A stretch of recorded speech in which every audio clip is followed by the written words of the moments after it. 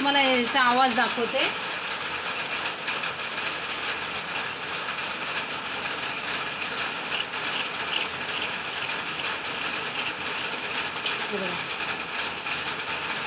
आतून पण बघा किती छान झालेले आहे, असं टम्म फुगून आले। आता आपण खोबऱ्याची चटणी करून घेऊया। खोबरे घेतले, शेंगदाणे घेतले, तिखटीनुसार 2 मिरच्या मोडून घेतलेल्या आहेत, थोडीशी कोथिंबीर।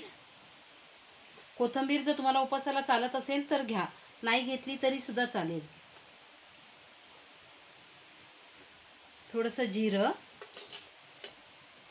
थोडीशी साखर आणि सेंधव मीठ आणि थोडीशी दही घेतलेली आहे। आता ह्याची मिक्सरमधून बारीक अशी चटणी तयार करून घेते।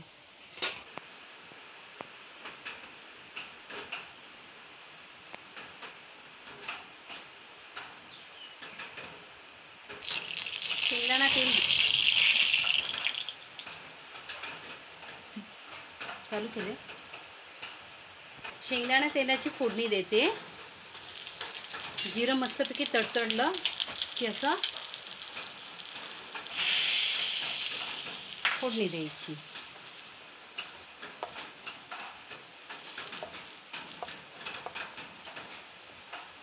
ही आपली उपासाची चटणी तयार आहे। 1 वाटी साबुदाणे रात्रभर पाण्यात भिजत घातलेले। आता ते साबुदाणे भिजून झालेले आहेत, रात्रभर भिजवलेले आहेत।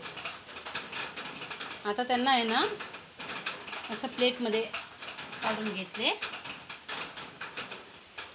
आणि सर्व मोकळं करून घ्यायचे आणि थोडंसं आहे ना असं हाताने दाबून घ्यायचं।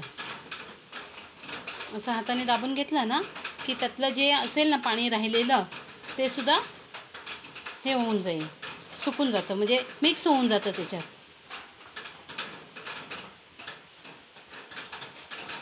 हे असे साबुदाणे हाताच्या मदतीने दाबून घेतलेले, म्हणजे पिठासारखं असं मळून घेतलेलं आहे त्यांना। आता त्याच्या आतमध्ये ना 2 बटाटे टाकत आहे। 2 बटाटे उकडून सोलून थंड करून घेतलेले। ते बटाटे ना असे जास्त मॅश नाही करायचे, 2च बटाटे घेतलेले ते त्याच्यात असे मिक्स करते। 2 बटाटे मिक्स करून घ्यायचे व्यवस्थित। थोडासा शेंगदाण्याचा कूट टाकत आहे।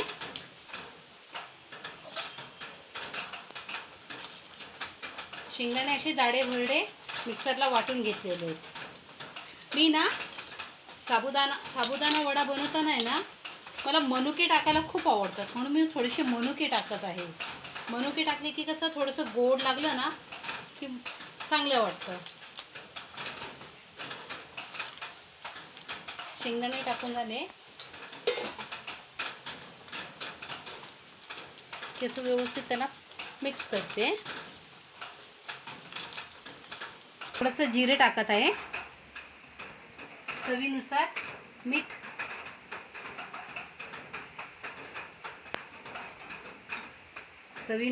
टाकत आहे आणि 2 मिरच्या मिक्सरला वाटून घेतलेल्या आहेत, जाड्या भरड्या।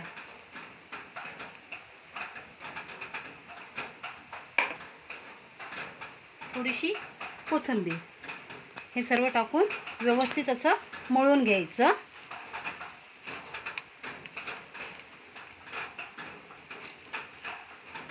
बटाट्याचं प्रमाण अगदी कमीच ठेवायचं, जास्त नाही ठेवायचं, कारण बटाटे जास्त टाकले ना की साबुदाणा वडा तेलात फुटण्याची शक्यता असते। आणि शेंगदाण्याची भरड पण जाडी भरडीच ठेवायची, जास्त बारीक नाही करायची। पावडर केली की ती व्यवस्थित नाही होत, जाडी भरडी असते की खायला पण छान लागते। हो का? हातावर असं थोडंसं तेल लावून घ्यायचं आणि आता गोळे करते। थोडंसं तेल लावलंय हाताला. पहिला हा आपल्या देवबाप्पाचा छोटासा. छोटासा साबुदाणा वडा गणपती बाप्पाला. आता यांचे असे गोळे करून घ्यायचे.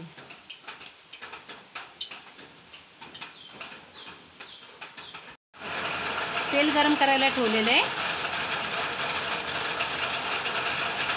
बघूया अगोदर. जय बाप्पाचा. नवला देवी चांग चांग बोल.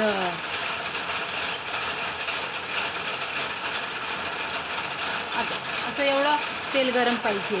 असा वडा वर आला ना की समजायचं तेल गरम झालं. आता आपण वडे सोडूया.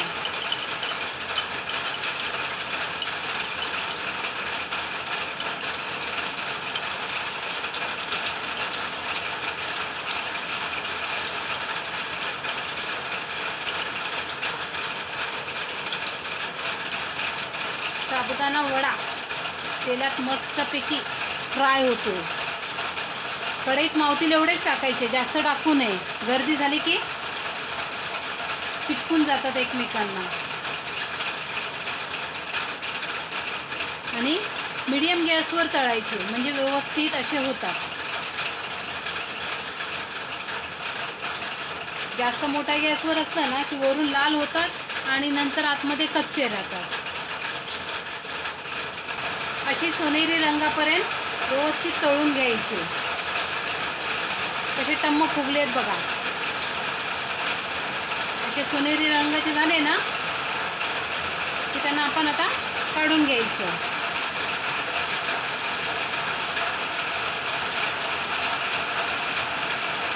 Wow mamma, you are the best.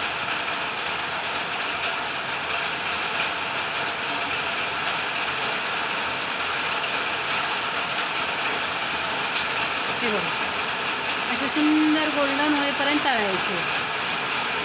आता दुसरे टाकत आहे. दुसरी बॅच तळून घेते.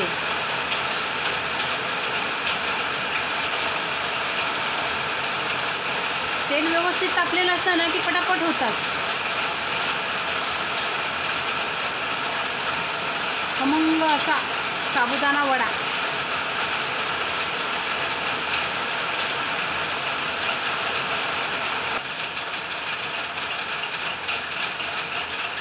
असे सुंदर तळून तयार झाले. आपण जे एवढे सामग्री घेतलेली ना, 1 वाटी साबुदाणा, 2 बटाटे, अर्धी वाटी शेंगदाणे, 2 हिरव्या मिरच्यांचा बारीक कूट करून घेतलेला, त्याच्यात 12 साबुदाणे वडे बनतात मीडियम आकाराचे.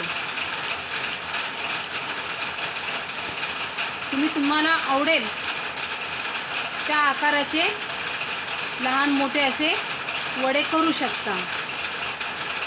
मी मीडियम आकाराचे केलेले आहेत. माझे 12 झालेले आहेत.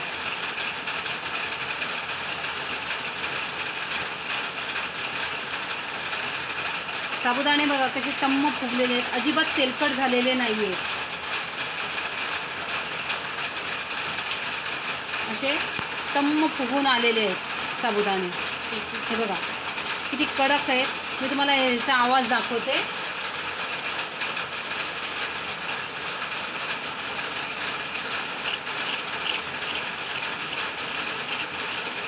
बघा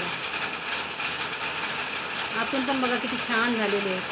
असं टम्म फुगून आलेले आहेत ना, अजिबात तेलकट नाही आहेत. असे गरमागरम साबुदाणा वडा तुम्ही पण नक्की करून बघा. तुम्हाला जर माझी ही रेसिपी आवडली तर लाईक करा. थोडी जरी आवडली तरी लाईक करा, शेअर करा आणि आमच्या चॅनलला सपोर्ट करा. गाईज भेटूया नेक्स्ट व्हिडिओमध्ये. Bye bye.